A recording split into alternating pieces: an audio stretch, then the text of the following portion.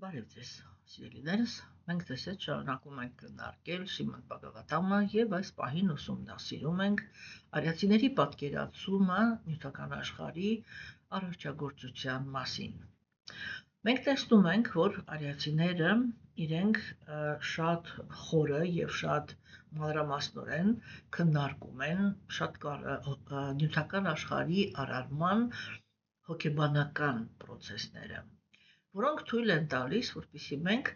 շատ այսպես ծավալուն պատկերացում կարողանանք կազմել, թե ինչի համար է գալիս նյութական աշխարհ կենդանի էակը եւ ինչպես է արձագանքում կենդանի էակի ցանկություններին Գերագույն Աստծո ազնվորությունը։ Մենք տեսնում ենք, որ արիացիները իրենք առաջ են քաշում մարմնավորումների գաղափարը, եւ մենք դա արդեն բազմիցս քննարկել ենք եւ հուսով եմ, որ այդ գաղափարը արդեն ընկալվել է եւ դրա խորությունը եւ հոգեբանական տեսանկյունից դրա բանել այսպես ճշգրտությունը, որ այլ կերպ լինել ուղղակի չէր կարող, որովհետև այդպես չի կարող լինի, որ Գերագույն Աստծո ազնվորությունը իր միակ ֆունկցիան լինի 7-24-ի վրա լսել կենդանի էակների աղոթքը եւ կատարել նրանց ցանկությունները։ Այդ դեպքում ես միշտ ասում եմ, որ Գերագույն Աստծո ազնվորությունը ստացվում է ջին, որը բոլորովին չունի անձնական կյանք, որը չունի ազատություն եւ դրա կյանքի գոյության միակ իմաստը դա կենդանի էակներին ուրեմն նյութական գոյության մեջ նրանց տառապանքներից պաշտպանել եւ երջանկություն տալն է։ Հասկանում ենք, որ այսպիսի գաղափար առաջ է քաշում մարդը, ինչու համար, որովհետև մարդու համար կարևոր է իր նյութական գոյությունը եւ բնականաբար, երբ որ ինքն է ներկայացնում Աստծուն, ինքը ներկայացնում է Աստծո միայն այն ասպեկտը, որը իրեն է հետաքրքիր։ Մենք տեսնում ենք, որ արիացիների հետաքրքրությունը Գերագույն Աստծո ազնվորության հանդեպ շատ ավելի լայն է, քան ուրեմն սովորաբար դա ընդունված է կրոնական գաղափարախոսությունների մեջ։ Մայտրեյան ինքը շարունակում է ներկայացնել առողջագործության process-ը եւ ես կընթերցեմ մեր հերթական տեքստը եւ շարժվենք առաջ։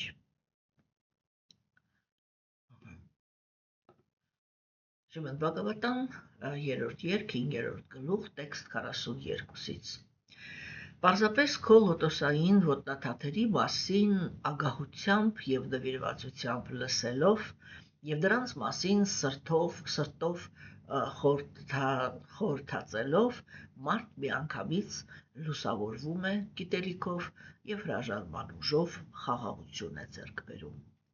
Հետևաբար մենք պետք է ապաստան գտնենք քո լոտոսային ոտնաթաթերի սրբավայրում։ Ով Տեր, դու մարմնավորումներ ես ստանում տիեզերական դրսևորման, արարման, պահպանման եւ ոչնչացման համար։ Եվ հետևաբար մենք բոլորս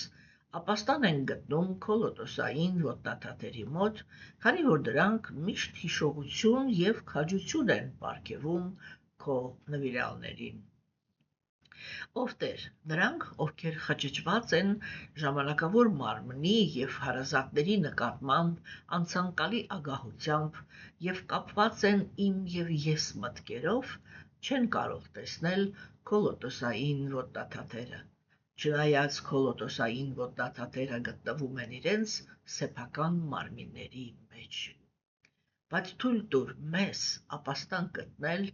քո լոտոսային ոտնաթաթերի մոտ։ Ուրեմն ինչպես տեսնում ենք, կիսաստվածները շատ այսպես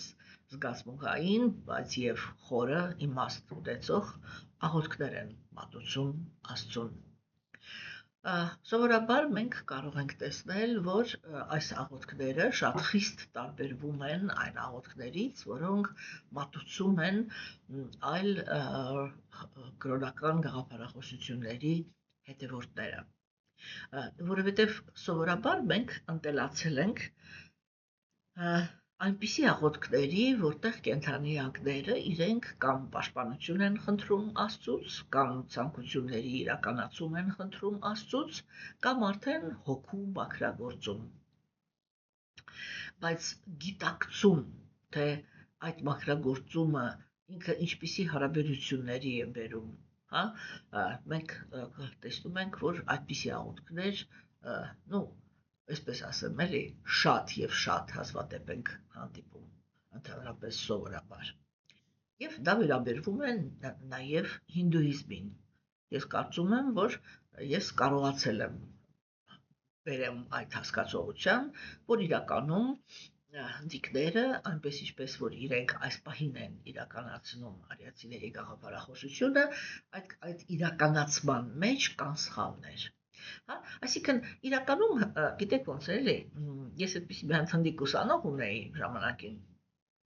սովետական միության ժամանակ Հնդկաստանից շատ էին գալիս ուսանողներ այստեղ սովորելու, հա, եւ այդպիսի մի հատ ուսանող ունեի, որ ինքը մի անգամ ինձ այսպիսի արտահայտություն արեց, ասեց. «Ընկերիկ մեկ ջան, բան դուք շատ չեք չափազանցնում, ասենք, այն լրջությունը, որով դուք փորձում եք հետևել Բhagavad Gita-ի տեսությանը»։ Ես այսպես զարմացած նայեցի իրան, որտեղ այդ պահին ես այդպես սենտիմենտալ ինչ-որ մի հատ համոզմունք ունեի, որ հնդիկները իրանք այսպես համատարած այս գաղափարախոսության հետևից ընկած, ուղղակի ինչ-որ ժամանակին անգլիացիների եւ մուսուլմանների զոհը դարձած չեն կարողանում ծնկից վեր կենան, բայց բոլորը այսպես հետևում են մաքրության սկզբունքներին, հա։ Եվ երբ որ ես զարմացած ասեցի չհասկացա, այսինքն դու ինչ նկատի ունես, դու ինչ-որ այլ վերաբերմունք ունես, ինքը ասեց ոչ մենակ ես, ընդհանուր առմամբ վերաբերմունքը այլ է։ Եվ ես այսպես զարմացած նայեցի իրեն, ինքը այսպես ինքն էլ իր հերթին զարմացավ, ասեց իսկ ինչու եք զարմանում։ Ուրեմն մենք հինդուիստ ենք այնքանով, ինչքանով որ դուք քրիստոնյա եք։ Հասկացաք, չէ՞, նրա կշտամբանքը։ Այսինքն ես զարմանում էի, որ այսքան բարձր գաղափարախոսություն ունենալով ոնց կարելի է ուրեմն այդպես էլի արտակնապես վերաբերվել, ինքը ասում էր հա մենք էլ ենք գնում ենք տաճարներ, աղոթում ենք, դուք ո՞մ եք վառում, մենք այլ կերպ ենք աղոթում, չգիտեմ, դուք ուրիշ ձև եք խոնարհվում Աստծուն, մենք ուրիշ ձև ենք խոնարհվում Աստծուն, բայց եւ այդքանը ինչ եք անգել, սկզբունքներ, բան, մաքրություն, ես իմ ինչով է հիմա դրանով զբաղվում։ Դա բոլորին հետաքրքիր է Աստծուն շահագործելը։ Կատարում ես ցանկություններս, լավն ես, պաշտպանում ես տարապանքներից, լավն ես, չես պաշտպանում, ինչի համար քեզ խոնարհվեմ։ Գնում եմ դեմոկրատական երկրների, թե պատկերավոր ասենք, հա։ Ուրեմն այս ձևականության մասին է էլի խոսքը, հասկանում եք, եւ ես հույսով եմ, որ մենք արդեն ընկալել ենք, որ ես շատ խիստ տարանջատում եմ այդ երկու երևույթները, արիացիների գաղափարախոսությունը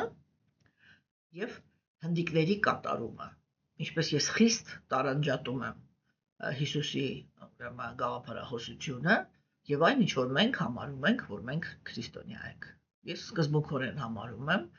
որ իրականում աշխարհում այս պահին այդպիսի ազգ չկա, որ ինքը քրիստոնյա է։ Կարող է իր մեջ կան ահավոր անկեղծ քրիստոնյաներ, բացարձակապես կողմնակից եմ, որովհետև իհարկե տարբեր տեղերում կան շատ լուրջ սուրբ քրիստոնյաներ, որոնք իրենք շատ լուրջ հետևում են քրիստոնեության կանոններին, օրինակ ասենք ես մեկ շողակաթում նայում եմ չգիտեմ ինչպես են կոչվում այդ մանկական դպրոցները, հա, Կիրակնորյա երևի հոգևոր դպրոցները, որտեղ երեխաներն են գնում եւ նայում ես այնքան զուլալ մաքուր բալիկներ են բոլորը, էլի, որովհետեւ ինչ որ բարոյականության կանոններին են հետևում եւ այսպես էլի ժամանակակից աչքով կարող է եւ թվում են հետամնաց, բայց մաքրության հայացքով այն sense Պաչիկ անելու բաներ են, այսպես ասեմ, հա։ Ուրեմն ես դրա համար ես ուզում եմ, որպեսզի նորից հիշեցնում եմ ձեզ, որ հինդուիզմի հետ սա չկապել, հնդիկների հետ սա այս պահին չկապել, որտեղ այնտեղ իրականացումը այնքան մակերեսային է, ինչքան մեր մոտ քրիստոնեությունը։ Ուրեմն մենք տեսանք, որ կիսաստվածները հիմա նորից վերադառնում ենք թեմայի հիմքին։ Կիսաստվածները դա նյութական աշխարհում, այսպես էլի, նրանք սրբեր չեն, то есть դա բրահմանիկական կաստան չի, դա հոգևորականների կաստան չի, դա իշխանավորներ են, որովհետև իրենք իշխում են նյութական աշխարհի վրա, ղեկավարում են ամեն մեկը, նախարարները, հա, ամեն մեկը ղեկավարում է իր նախարարությունը, այսինքն ամեն մեկը ղեկավարում է իր թեման, որի մեջ ինքը ուրեմն նշանակված է որպես գլխավոր, չէ՞։ Սա միանգամից նշանակում է, որ իրանք սրբերին բնորոշ տրամադրություններ չունեն։ Իսկ որն է սրբերին բնորոշ տրամադրությունը, հիմնական տրամադրությունը, դա գիտելիքի հիմքի վրա հրաժարում զարգացնելն է։ Գիսաստվածները իրանք այն կենդանիակներն են, որոնք ես միշտ ասում եմ ցանկություններով չեն տարբերվում մնացած կենդանիակներից, ուզում է դա լինեն աթեիստներ, ուզում է լինեն, իրանք չեն տարբերվում ցանկություններով։ Այսինքն իրենք նույնպես հաճույք են ստանում, որ իրանք նյութական աշխարհի ղեկավարներն են։ Իրենք հաճույք են ստանում, որ իշխանություն ունեն, իրենք հաճույք են ստանում նրանից, որ շատ երկար կյանք ունեն, մեր համեմատ համարյա հավերժ, հա։ Իրանք հաճույք են ստանում այն պայմաններից դրախտային, որի մեջ իրենք ապրում են, որ իրանց կենցաղը ընդհանրապես իրենցից ոչ մի ճիքեր չի պարունակում։ Այդ իմաստով դրախտային մոլորակները իրենք համարյա թե նման են ուրեմն հոգևոր աշխարհին, որովհետև հոգևոր աշխարհում էլ կենդանիակները իրենք ոչ մի ճիքեր չեն գործադրում ինչ-որ բան ունենալու համար եւ բավական է ցանկանալ այն ինչ-որ ցանկալի է, դա ինքնըստինքյան առաջանում է։ Եվ այս իմաստով ուրեմն այո, իհարկե նրանք շատ բան են, շատ այդ ամեն ինչից մեծ հաճույք են ստանում, հասկանում եք։ Եվ դրանով իրենք չեն տարբերվում։ Եվ ես ամենասկզբում մենք խոսեցինք դրա մասին, որ իրենք տարբերվում են նրանով, որ ուրեմն բան ունեն, որ մեթոդներն են ուրիշ։ Այսինքն կենդանիակները նյութական աշխարհում իրենց այդ փառքի, հարստության, ուժի, իմաստության, գեղեցկության, անկախության պայքարի մեջ, չէ, այդ պայքարի մեջ, որ իրենք ինչ-որ առավելություն ունենան ուրիշ կենդանիակների վրա, որպեսզի կարողանան առավելագույնս վայելեն այս աշխարհը, բան այդ ամեն ինչի մեջ, չէ, կենդանիակները իրենք մրցակցում են իրար հետ, թշնամանք են տածում իրար հանդեպ, դաժանություններ են անում իրար հանդեպ, խորամանկ են իրար նկատմամբ, չէ, իսկ նրանք ովքեր որ առաքինի են, իսկ գիսաստվածները այդ իմաստով բարձրագույններն են, չէ, իրանց իրականացման մեջ։ Եվ իրանք բարձրագույններն են, որոնք հետևում են բան էլի վեհանձնության, բլագարոստվը, հա, վեհանձնության սկզբունքներին, հասկանում եք, եւ իրանք բարյացակամ են, իրանք գնում են ճշմարտության հետևից, այդ ճշմարտության հետևից գնալով դա բերում է նրան, որ իրենք հասկանում են, որ կա գերագույն Աստծո անձնավորությունը, որ կենդանիակները կախված են իրանից, որ շատ կարևոր է թե ինչպես է վերաբերվում կենդանիակներին ինքը գերագույն Աստծո անձնավորությունը եւ այլն, հասկանում եք, սիրելի դերս, չէ՞։ Ուրեմն այս ամեն ինչը ինքը իրականում շատ էական խոսակցություններ են, շատ էական կետեր են։ Հիմա, ուրեմն գիսաստվածները իրանք տարբերվում են դրանով, եւ այդ որ իրանք հետաքրքրվում են ճշմարտությամբ, չէ, դա ավարտվում է նրանով, որ գիսաստվածները իրենք միշտ աստվածակենտրոն են։ Ինչու՞, որտեղ իրանք գիտեն վերջնական ճշմարտությունը։ Կա Աստված, կենդանիակները իրամասնիկներն են եւ նախատեսված են նրա համար, որպեսզի վայելեն եւ Աստված եւ կենդանիակները։ Եվ նյութական աշխարհում, չէ, ուրեմն այդ որ կա ցածր մոլորակներ, միջին մոլորակներ, բարձր մոլորակներ, չէ, այդ ամեն ինչի մեջ գերագույն Աստծո անձնավորության այդ տրամաբանությունը կա, որ ինչքան ավելի դու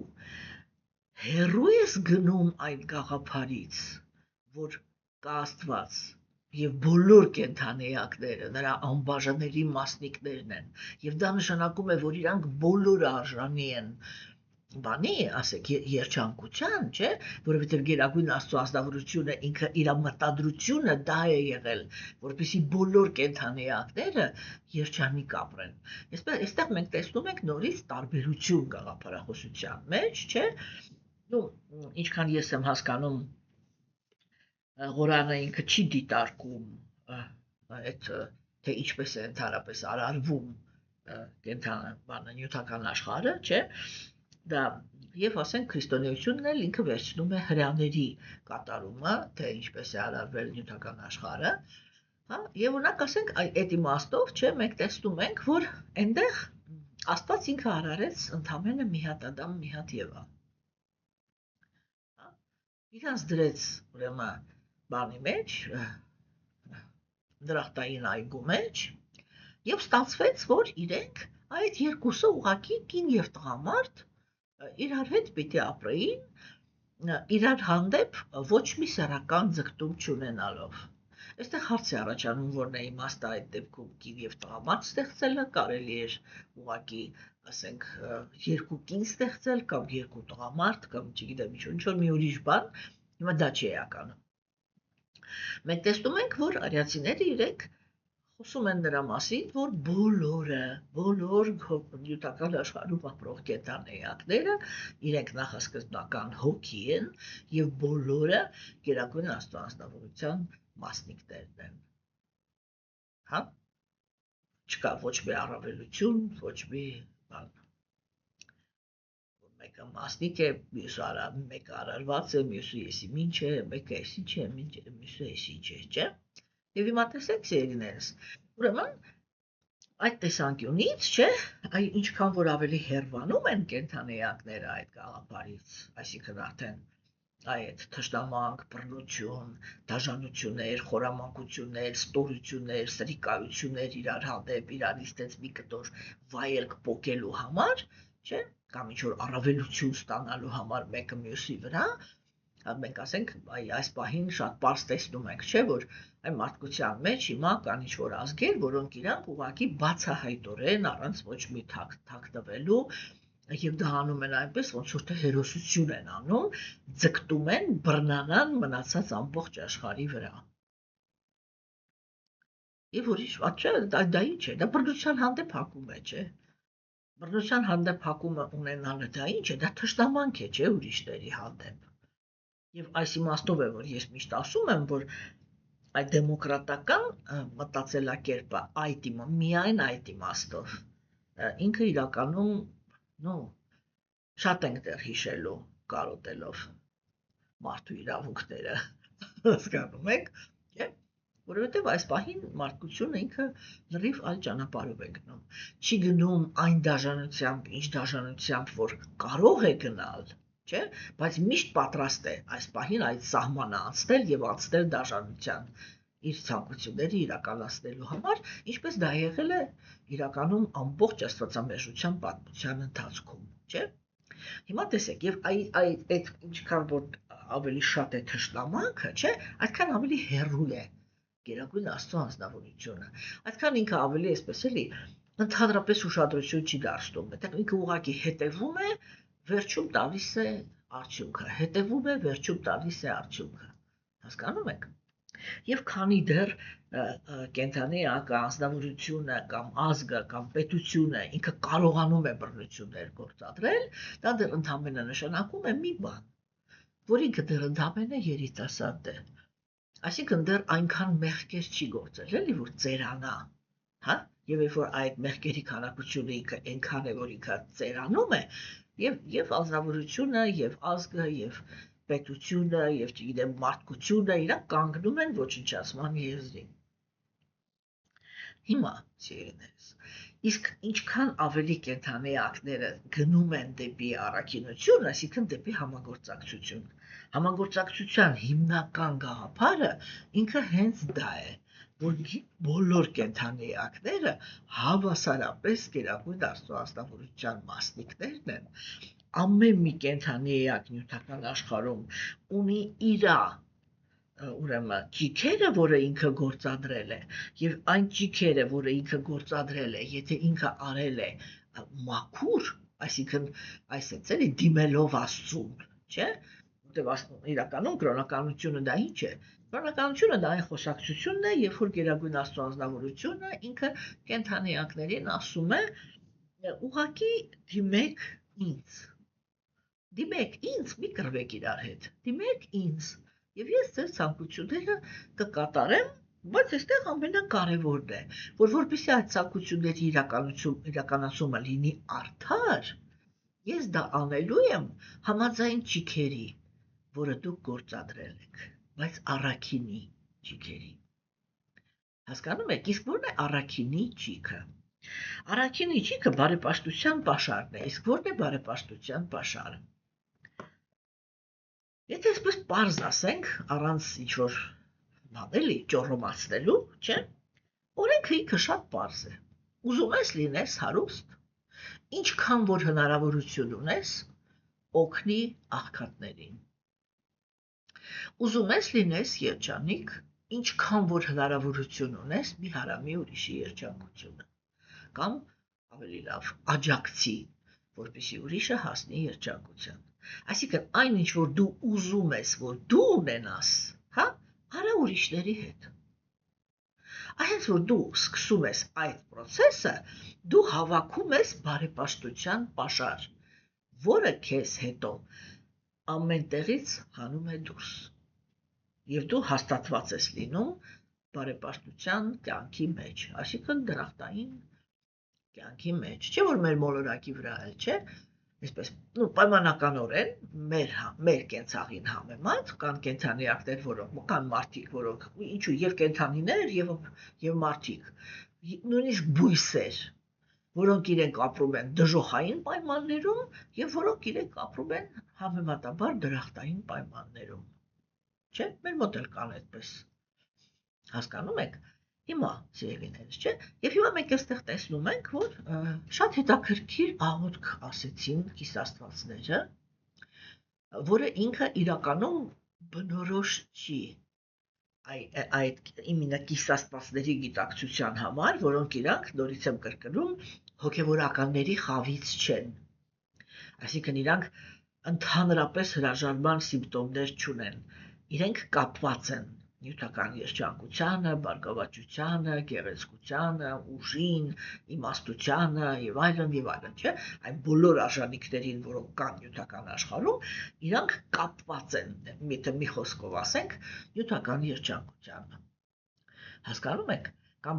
նյութական աշխարհում հաջողակ լինելու գաղափարին։ Իրանք կապված են այդ ամեն ինչին եւ այդ տեսանկյունից իրանք հիմա շատ տարօրինակ եւ իրենց համար շատ բարձր մակարդակի մի աղոթք մատուցեցին։ Չէ, ուրեմն ինչ ասեցին իրեն։ Պարզապես քո լոտոսային ոտնաթաթերի մասին ագահությամբ ու նվիրվածությամբ լսելով եւ դրանց մասին սրտով խորհրդածելով, հա, մարդ միանգամից լուսավորվում է գիտելիքով եւ հրաժարման ուժով, խաղաղություն է ձեռք բերում։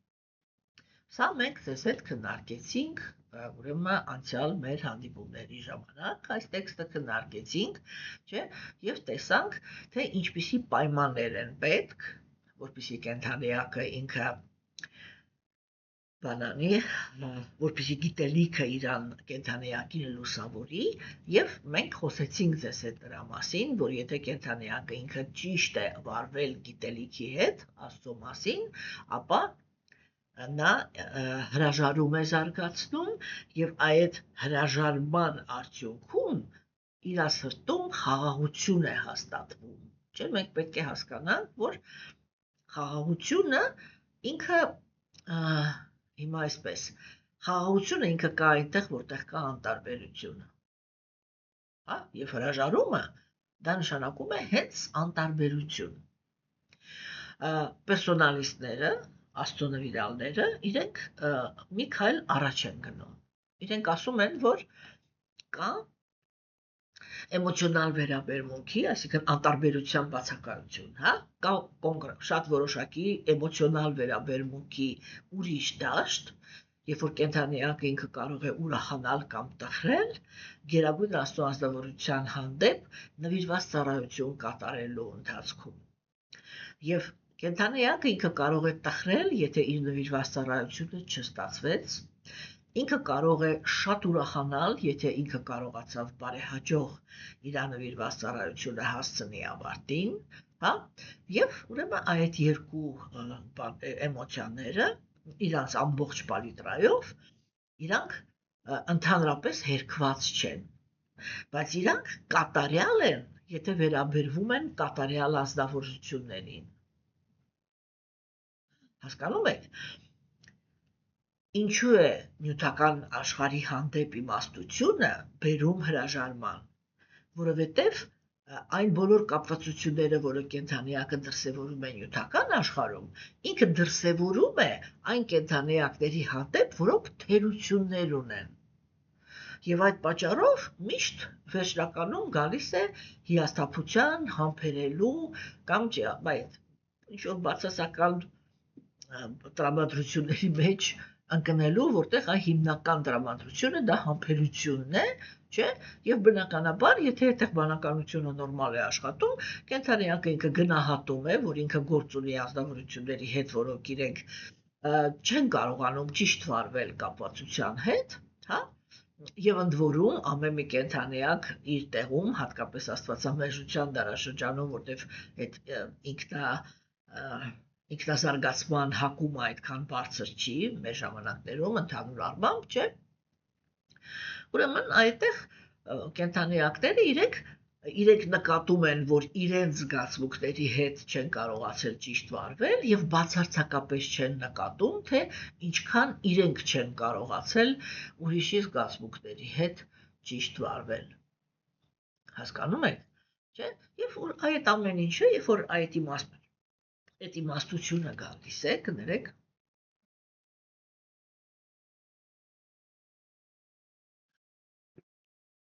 ազնվորությունը ինքը հրաժարում է զարգացնում։ Եվ երբ որ մենք խոսում ենք հրաժարման մասին, այստեղ շատ կարևոր է, որպեսզի մենք հասկանանք, որ հրաժարման տակ հասկացվում է ոչ թե մենակ նա, որ ազնվորությունը ինքը համարում է, որ ինքը եսի մինչեր,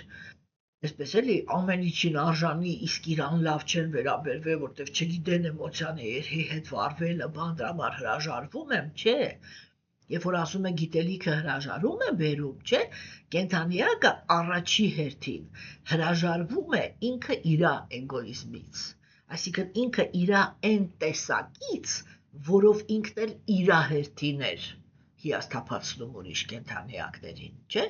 եւ երբ որ ինքը մտածում է նրա մասին, որ ինքը երջանկություն է ուզում, ինքը առաջի հերթին աշխատում է նրա վրա, թե իսկ ինքը ինչ կարող է տալ դիմացինին, որ դիմացինը լինի երջանիկ։ Ուրեմն իրական գիտելիքը, այդ չշփոթենք, որ հրաժարումը դա ոչ թե միայն ուրիշ կենդանիակների հանդեպ հրաժարումն է, դա նաև սեփական այդ էլի կվալիֆիկացիայի բացակայման փաստի հանդեպ է հրաժարումը։ Երբ որ կենդանիակը ինքը հրաժարվում է, իր մեջ էլ է հրաժարվում, ատելությունից է հրաժարվում, մրցակցությունից է հրաժարվում, հա, էգոիզմից է հրաժարվում, անարդարություններից, դաժանությունից, բռնության հանդեպ հակումից, այդ ամեն ինչից գիտելիքի շնորհիվ հրաժարվում է։ Ու երբ որ ինքը դրանից հրաժարվում է, ինքը դառնում է մի այլ արժանի ուրիշ շրջապատի, հա։ Ուրեմն եւ մենք տեսանք, որ ինքը ասեց, որ իրանք ասեցին, որ հետեւաբար մենք տեսնում ենք, որ այդ դրանք ովքեր որ հրաժարման են գնում, իրանք հաստատվում են խաղաղության մեջ եւ ասեց հետեւաբար մենք էլ պետք է պատրաստ գտնվենք քո լոտոսայի ապաստարան գտնենք քո ոտնաթաթերի սրբավայրում, չէ՞։ Այսինքն իրանք խոսում են հիմա հրաժարվածների մասին եւ իրանք ասում են, որ մենք այդ տեսնում ենք իրանց, տեսնում ենք, որ իրենք խաղաղության մեջ են հաստատված։ Հա, հիմա սա ինչ է նշանակում, որ իրենք կիսաստվածները այդ խաղաղությունը իրենց մեջ չեն հայտնաբերում։ Եվ դրա համար ասում են, այն նրա համար, որ մենք տեսնում ենք, իհարկե հիմա աղոթում են նրա մասին, ինչ որ իրենց չի հերիքում։ Նրա համար, որ մենք տեսնում ենք, որ այն նրանք, ովքեր ագահությամբ եւ այսպես մեծ ցանկությամբ լսում են քո մասին, իրենք ազատվում են այդ կրքեր մրկերից եւ հաստատվում են խաղաղության մեջ, մենք հասկանում ենք, որ մենք էլ պիտի ապաստարան գտնենք քո մոտ։ Ինչի համար, որ միշտ այդ խաղաղության մեջ հաստատված լինենք։ Մենք դեռ կտեսնենք, թե իրականում ինչքան ներքին աշխարհում ինչքան անհանգիստ բնություն ունեն կիսաստվածները, ինչու, որովհետև իրանց երջանկության, իրանց հաջողության, իրանց արդյունքների վրա, այսպես ասեմ, այդ շնչին միշտ նստած են դեմոնական տրամադրություններ ունեցող աթեիստները, որոնք իրենք մշտական ճգնություններ են անում դիեզերքում, որպեսզի գան եւ գրավեն դրախտը, չէ՞, ու մենք կտեսնենք, թե ինչքան իրականում բավականին հաճախ, ինչքան անհանգիստ կյանքով են ապրում կիսաստվածները։ Ուրեմն, սա այս տեքստի իմաստը սա էր։ Կիսաստվածները իրենք շարունակեցին. ով Տեր, դու մարմնավորումներ ես ստանում, չէ՞, ուրեմն մենք այս գաղափարը արդեն քննարկել ենք, որ արիացիները իրենք այո պնդում են, որ Գերագույն Աստծո անձնավորությունը ըստ իրավիճակների, ըստ խնդիրների, որը այդ պահին իրենից պահանջվում է, ինքը ունակություն ունի տալ մարմնավորում, այսինքն իր մեջից դուրս բերել ինչ-որ մի ինչ-որ մի որակների տիրապետող անձնավորություն, որը ինքը իզորու է լուծել այն հարցը, որը այդ պահին պիտի լուծվի։ Ինչի համար, որովհետև նախասկզբնական Գերագույն Աստծո անձնավորությունը մշտապես վայելում է իր գոյությունը այն հոգևոր աշխարհում իր գլխավոր կացարանում։ Մնացած ամեն ինչի համար ինքը տալիս է մարմնավորումներ։ Մնացած բոլոր խնդիրների վրա, որոնք ստեղծում են կենդանի էակները, օգտվելով իրենց ընտրության ազատությունից, հա, այդ մնացած բոլոր խնդիրների լուծումները ուրեմն Գերագույն Աստծո անձնավորությունը կատարում է մարմնավորումների միջոցով եւ ընդհանրապես այդ ամեն ինչը չի խախտում իր նախասկզբնական վայելքը, չէ՞։ Հիմա հետեւաբար, հա, ինչի համար ես դու մարմնավորումներ տալիս, իմինը տիեզերական դրսևորման, որպեսզի արարես նյութական աշխարհը, պահպանես եւ ոչնչացնես։ Եվ հետևաբար մենք բոլորս ապաստան ենք գտնում քոլոտոսային ոտնաթաթերի մոտ, քանի որ դրանք միշտ հիշողություն եւ քաջություն են պարգևում քո նվիրալներին։ Հա, տեսեք, կենդանի էակները, որոնք ապրում են նյութական աշխարհում, մշտական ապրում են այդ տրամադրության մեջ, որ իրենք, գիտեք, էլի այսպես ասեմ, հա, իրենք մոռանում են Աստծուն, եթե նույնիսկ իր մասին գիտեն։ Հասկանում եք։ Տեսեք օրինակ, չէ՞, շատ հավատացյալ մարդիկ կան, որոնք իրենք, ասենք, անկեղծ են, ես չեմ կարող ասել, որ իրենք անկեղծ չեն, իրենք անկեղծ են իրենց հոգևոր կյանքում, բայց տեսեք, իրենք կարող են նստեն, չէ՞, ժամերով, հա, ժամերով ուսումնասիրեն ավետարանը, չգիտեմ, անգիրանեն տեքստերը, փորձեն հասկանալ, թե Հիսուսը ինքը ինչ էր քարոզում, ինչ էր ասում, թե մարդուն հոգևոր աճի համար ինչ պայմաններ պետք իրականացնել եւ այլն, չէ՞։ Բացի որ գալիս է կոնկրետ ինչ որ մի հատ իրավիճակ, չէ՞, դու միանգամից տեսնում ես, որ այն մարդը ինքը քանի կարդում էր, քանի ուսումնասիրում էր այդ process-ի մեջ էր, չէ՞, ինքը ինչ որ մի հատ դիրքում հաստատված էր, որովհետև հոգևոր գիտելիքի հետ հարաբերությունները իրանք մարդուն բարձրացնում են, չէ՞։ Եվ հիմա տեսեք, այդ է ուրեմն ինքը այսպես բարձրացրեց, հա, մենք էլ ինչ-որ մի հատ իրավիճակ եղավ, ու դու այսպես պարզ տեսնում ես, ինքը այդ սաղ բարձրացրածը դնում է մի կողմ, եւ իր պայմանավորված վիճակ, միանգամից իջնում է դեպի իր նյութական գիտակցությունը, եթե այդպես պատկերավոր ասեմ, հա, իջնում է դեպի իր նյութական գիտակցությունը եւ սկսում է գործել համաձայն այդ գիտակցության։ Երբ է անձնավորությունը ինքը համարվում Աստծո մոտ ռեալ ապաստարան գտած, հա, ինքը համարվում է ռեալ ապաստարան գտած այդ պահին, եւ որ իրադարձությունը գալիս է,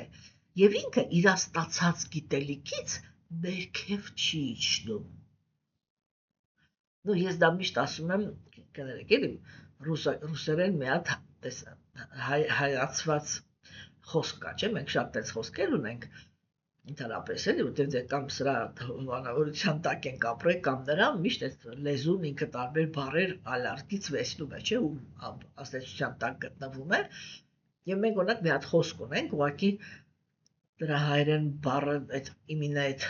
տրամադրությունը տեղափոխող հաստատ հիմա չեմ գտնի, էլի, այսպես միանգամից եղիդնի անում է, հասկանում եք, այլ 5 րոպե առաջ ինքը բարձրունքի մեջ Հիսուսի մտքերներ քննարկում, բանջը,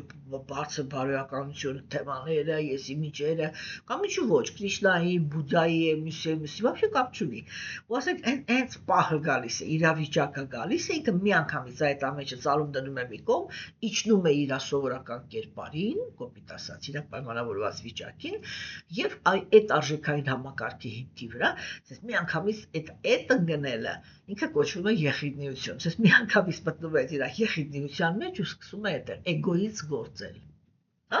սա ինչ է նշանակում, որ ինքը իրականում գերագույն Աստծո ազնվորության մոտ ապաստարան չի գտել, պրոստը չի գտել եւ վերջ, այստեղ աչ սախ ոչ մի խոսակցություններ չկա, չի գտել եւ վերջ, հասկանում եք, հիմա տեսեք սիրելիներս, չէ, ուրեմն երբ որ կենդանիակը ինքը այդ վիճակում է, ինքը ապաստարան գտած չի։ Դրա համար գիսաստվածները իրանք սկզբից ասցին նահավոր ովքեր որ լսում են ագահ եւ բան նվիրվածությամբ, նրանք խաղաղություն են ձեռք բերում, չէ՞։ Այդ խաղաղությունը նշանակում է, որ իրանք լուսավորվում են եւ խաղաղություն հրաժարում են զարգացնում եւ խաղաղություն են ձեռք բերում, չէ՞։ Եվ դա նշանակում է, որ դա է, որ իրական ապաստարան գտնելն է։ Հասկանում եք, որտեղ մենք ալեկոծվում ենք ինչից, մենք ալեկոծվում ենք նրանից, որ մենք մտածում ենք, որ այս աշխարհը ինքը արդար չի,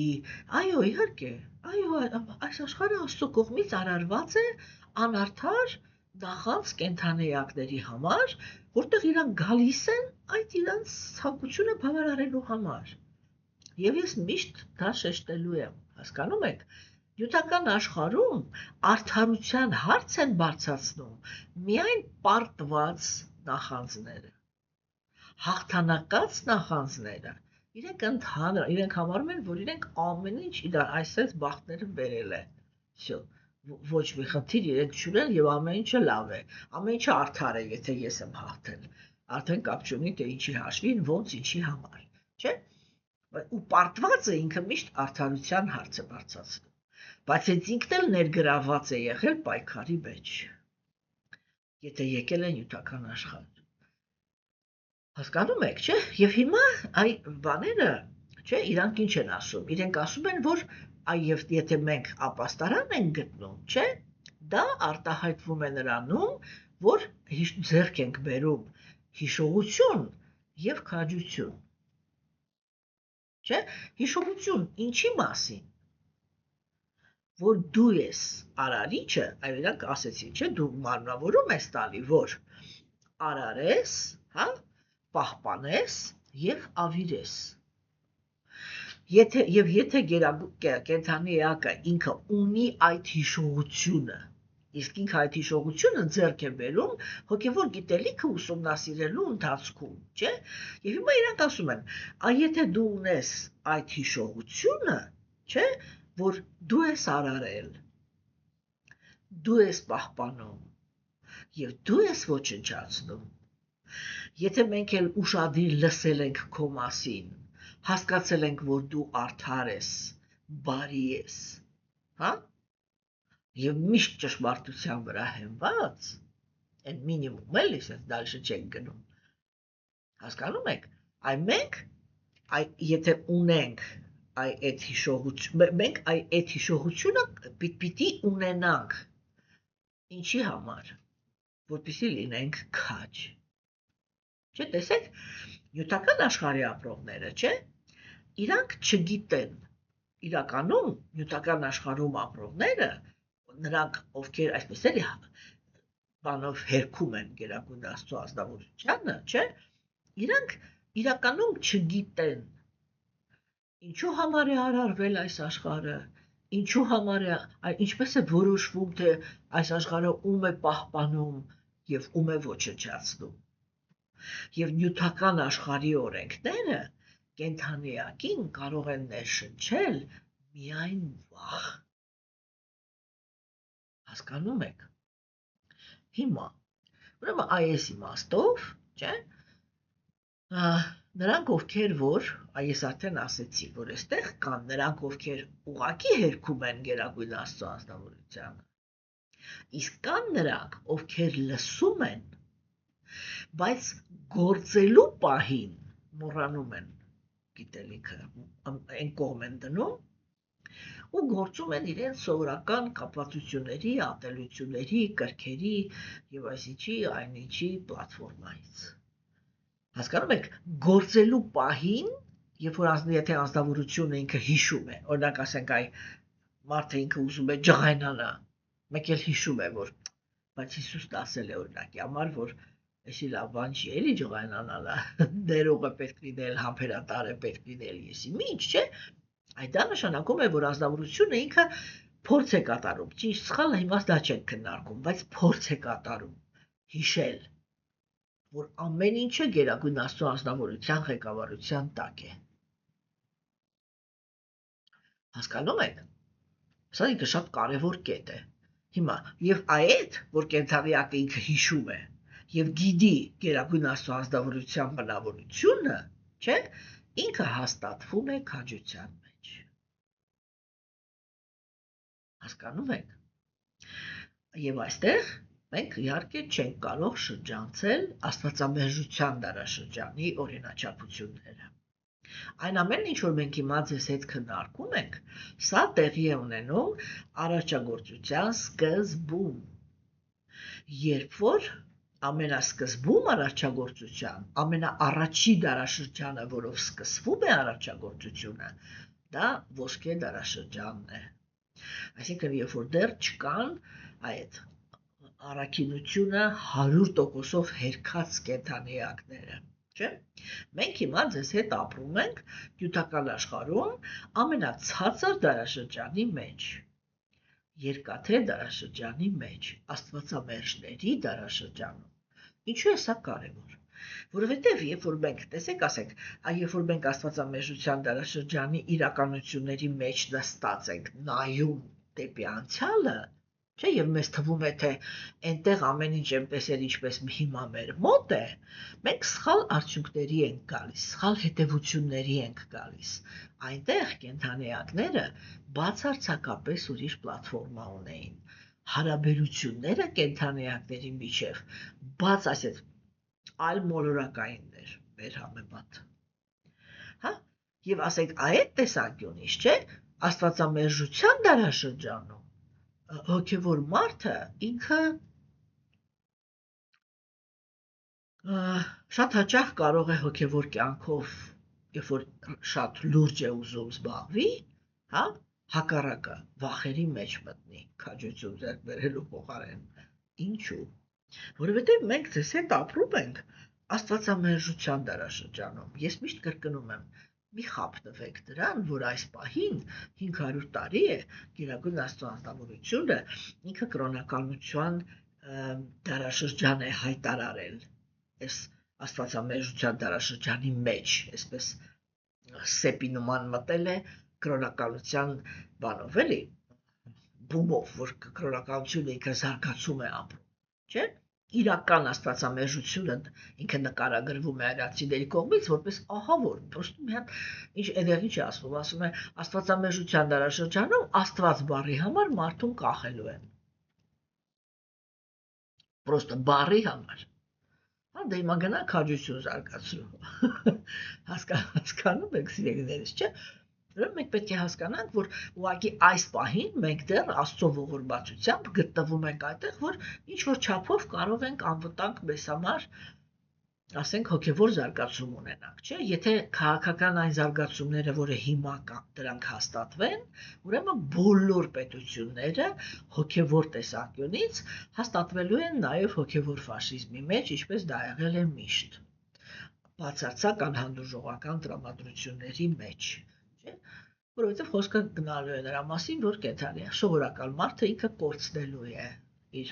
ազատ ընտրության իրավունքը եւ իրան ուղղակի պարտադրվելու է այդ տեղանքի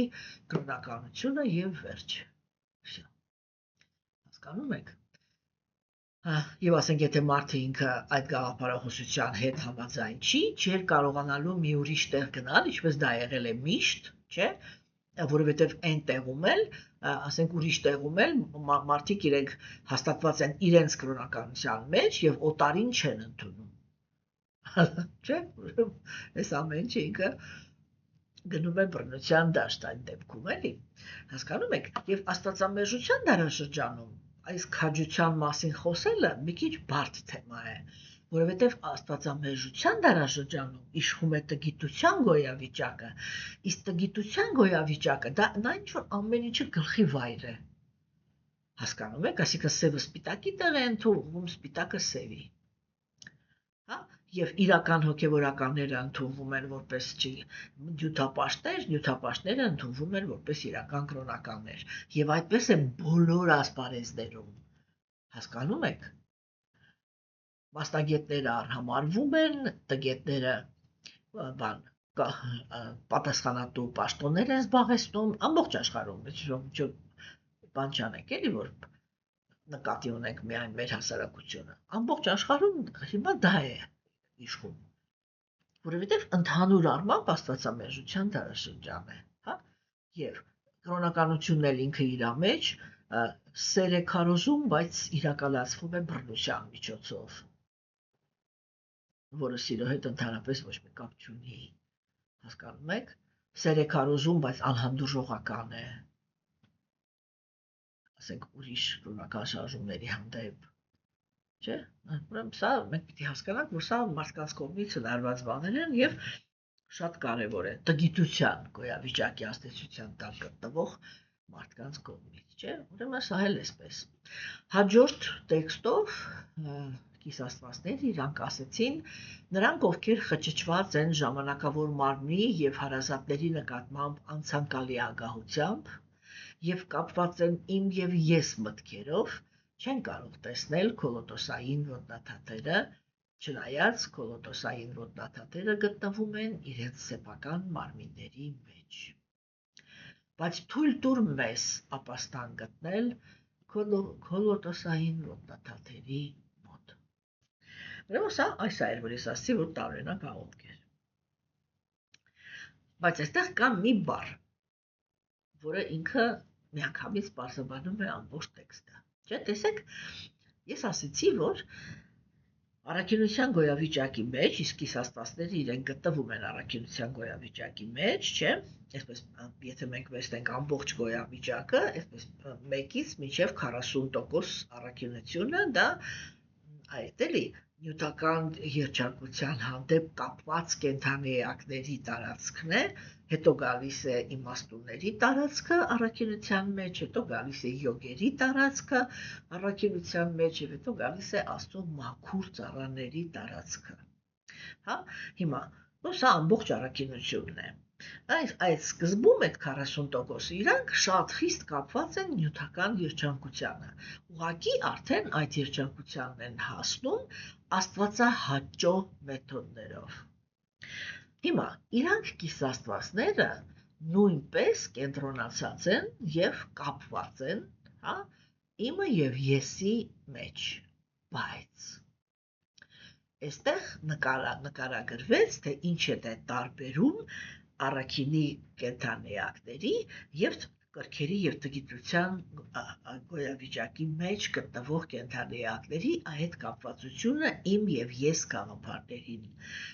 Այստեղ ասած իրանք մարմնի եւ հարազատների նկատմամբ անցանկալի ագահությամբ են կապված։ Հասկանում եք, չէ՞, ուրեմն այսա ինքը այն է, ինչ որ տարբերում է առաքինի անձնավորությանը, այսինքն բարոյականության այդ դաշտում գտնվող կենդանի էակին, ազատության դաշտում գտնվող կենդանի էակներից, որ կապվածությունները իրենք ազատ են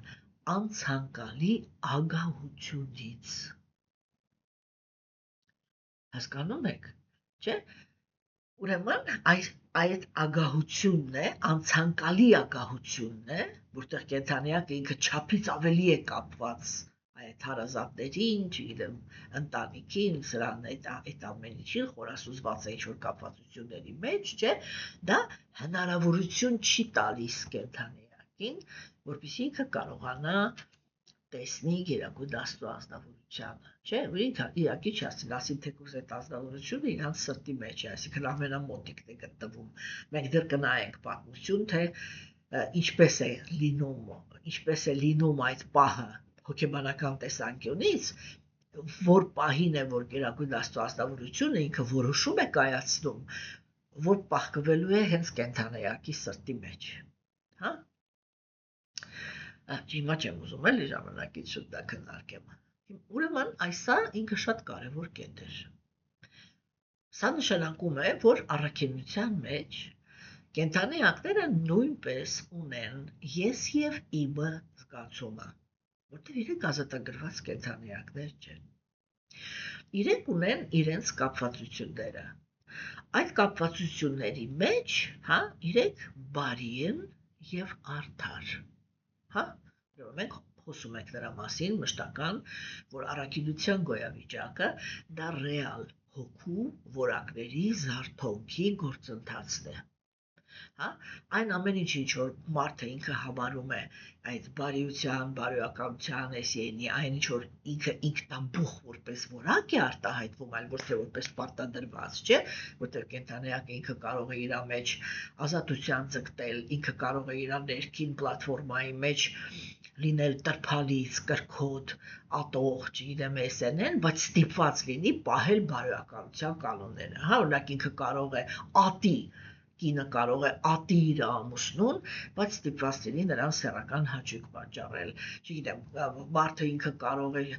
ատի իր կնոջը, հա, կամ չգիտեմ, իր ծնողներին, բայց ստիպված լինի իրանց ենթարկվել կամ իրանց մասին հոգ տանել, ապահովել, այսի ջանի չէ, հասկանում եք, այսինքն դրա մասին չի խոսքը, դա առաքինություն չի, եւ դա բարոյականություն չի,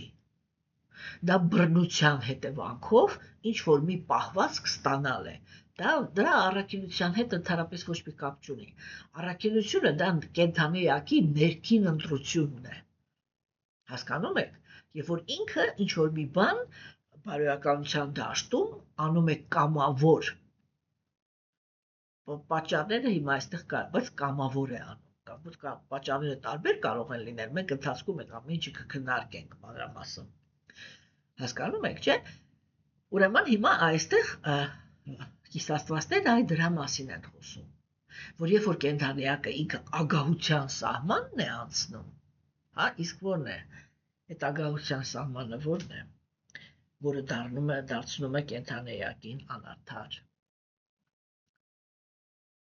երբ որ կենդանիակները իրենք գիտելիք չունեն Աստծո մասին,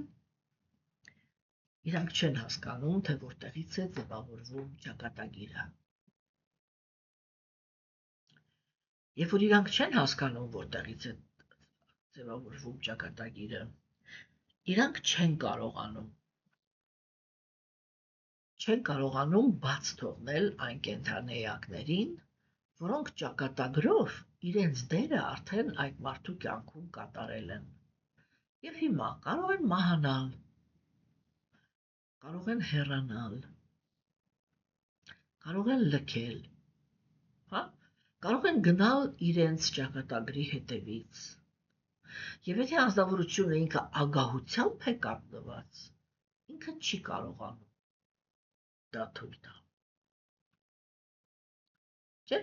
օրինակ մենք ինքներս մեր մասին ֆիլմեր ենք նկարում, գրքեր ենք գրում, թե չգիտեմ, օրինակ ծնողները այդ ագահությամբ դրդված ինչպիսի դաժան արարքներ կարող են կատարել, որպեսզի ստիպեն, որպեսզի իրենց երեխան ապրի այնպես, ինչպես իրենք են ուզում։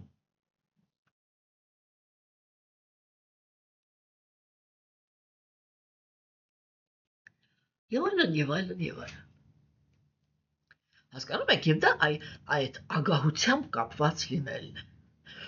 Ագահությամբ կապված լինելը դա իրականում միշտ ըմբոստություն է, ոչ թե կենթանի էակի սամոսամոյ, ոչ թե միայն կենթանի էակի ազատադրության հանդեպ, չէ, այլև գերագույն Աստծո անձնավորության, որովհետև երբ որ մենք ագահությամբ ենք կապված, չէ, սա իրականում շատ բարդ խոսակցություն է, միանշանակ չի, ես չեմ սիրում, երբ որ այդպես ֆանատիկորեն ինչ-որ սև-սպիտակ գծեր են անցկացվում այդ կետերում, չէ, ինչու համար, որովհետև ռեալ սա շատ բարդ բան է, որտեղ օրինակ ասենք, օրինակ ենթադրենք մենք խոսում ենք ծնողական հարաբերությունների մասին, չէ, ծնողի պարտականությունը, Աստծո կողմից, եթե ինչ-որ մի հոգի քեզ տրված է որպես երեխա, դա նշանակում է, որ այդ գերագույն Աստծո անձնավորությունը, այդ հոգուն քեզ հանձնել է, որ դու իր մասին հոգ տանես, դաստիարակես եւ ոտքի կանգնեցնես, ապրել սովորեցնես։ Այնքան ինչքան որ դու գիտես։ Հասկանում եք, չէ՞։ Եվ հիմա ասենք, հատկապես մեր ժամանակներում, երբ որ երեխան ինքը 3 տարեկանից սկսված կյանքի մեծ մասը անցկացնում են ընտանիքից դուրս, հա, փողոցում, այսինքն մանկապարտեզ, դպրոց, բարձրագույն բան, բակ, որտեղ երեխաները խաղում են եւ այլն, չէ՞։ Եվ ուրեմն այնտեղ երեխան ինքը բացարձակապես թվում է, որ ղեկավարության տակ է, բայց իրականում ինքը բացարձակապես ընտանիքի վերահսկողությունից դուրս է, չէ՞։ Հասկանում եք։ Եվ այդ հիմա ծնողը ինքը պարտականություն ունի եւ ինքը տեսնում է, որ օրինակի համար իր երեխան հատկապես անցումային շրջանում փողոցում հայտնված ընկել է Աստված կարոտ պահի բոլորին թմրամոլների ձեռքը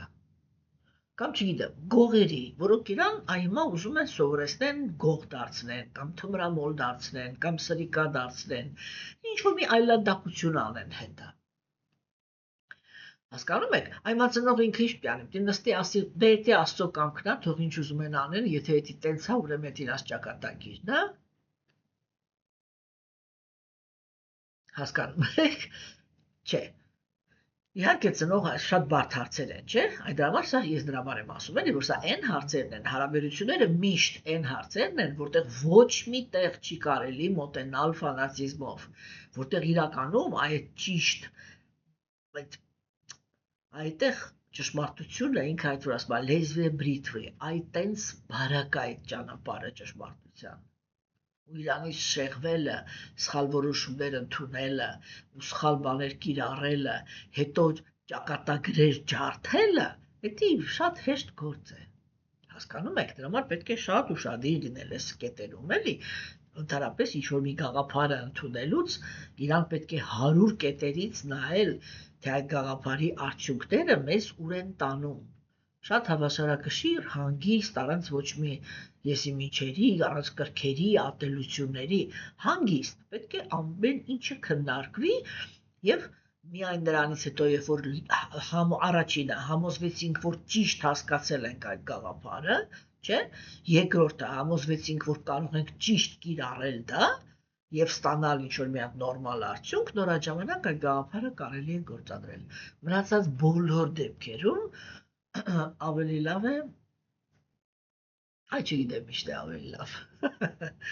ավելի լավ է իրականում միշտ զբաղված լինել կրթությամբ, ինքնակրթությամբ։ Ուրեմն, սիրելիներս, չէ, հիմա տեսեք այս ագահության սահմանի մասին ենք խոսում, ավելնորդ ագահությունը, սա շատ ծավալուն թեմա է, որը այս պահին ես ուղղակի, որովհետև տեքստը ինքը ընդհանուր է, ես ուղղակի շեշտում եմ, որ սա ինքը շատ կարևոր գիծ է, թե այդ գիծը ինքը որն է, մենք ընթացքում մշտական ուրեմն քննարկելու ենք եւ նրանք ովքեր որ ասենք մենակ Բhagavatam-ն են լսում, ես խնդրում եմ գտեք YouTube-ում Bhagavad Gita-ի քննարկումները, 3-րդ գլխի քննարկումները լսեք, որովհետև այնտեղ գերագույն Աստծո անձնավորությունը ինքը կակրաս բացատրում է ագահությունից ազատ կենդանի էակի պահվածքը, հա, եւ դուք կարող եք այդտեղ սկզբունքները